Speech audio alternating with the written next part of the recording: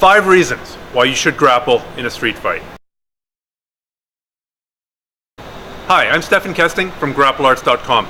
A lot of my readers have been asking me about self-defense applications of grappling and of Brazilian Jiu-Jitsu.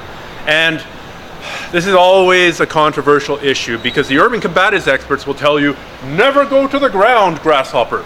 Always do standing self-defense. And mostly, they're right. I hate to admit it, but mostly they're right. Yes, if we're here and I can knock Richie out with one punch, great. Much, much better than going to the ground. Or better yet, if I can find a 2x4 and hit him with it, that's better than grappling.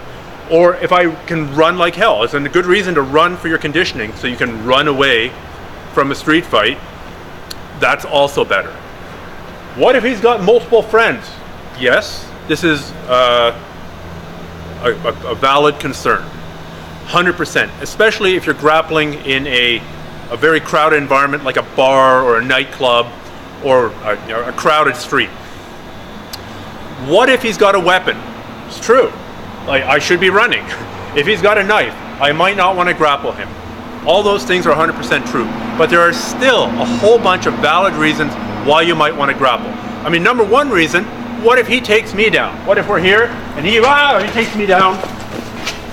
I better have an answer to this situation, especially now that more and more people are watching MMA. I've seen homeless guys trying to guillotine choke each other when they were in a street fight. A friend of mine saw two bums in Hawaii trying to armbar each other in a street fight. This is a culturally dominant mode of fighting now, is MMA, which means takedowns, chokes, and arm locks, even from people who've never formally trained. So you have to expect that the fight could go to the ground at any minute. Another really common reason why you might take the fight to the ground or to the clinch anyhow is if we're here and I'm trying to use my Ishin Ryu karate techniques or whatever, my urban combatives thumb gouging. Here I'm trying to thumb gouge and he's getting the better of me. He's hitting me. What's my instinct going to be? My instinct is going to be to grab onto him and get him to stop hitting me. What do professional boxers do when they're tired of getting hit in the face?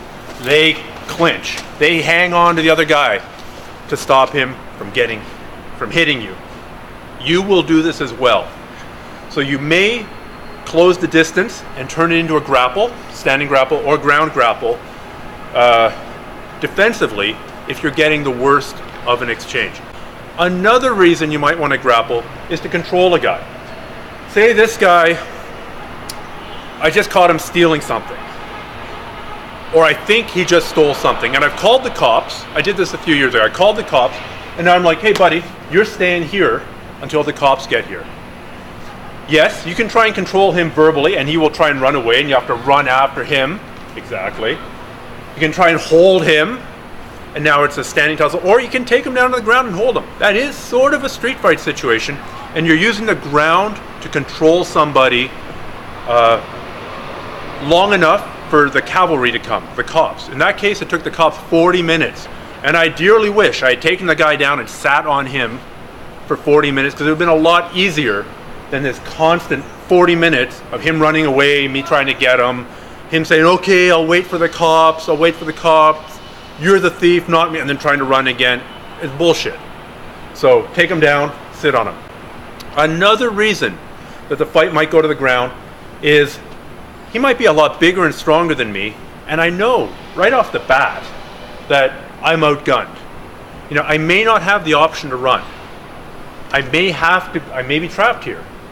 It may be my only way to defeat a bigger and stronger opponent. And you've got a much better chance of doing that if you're a trained grappler by taking the fight to the ground even quickly.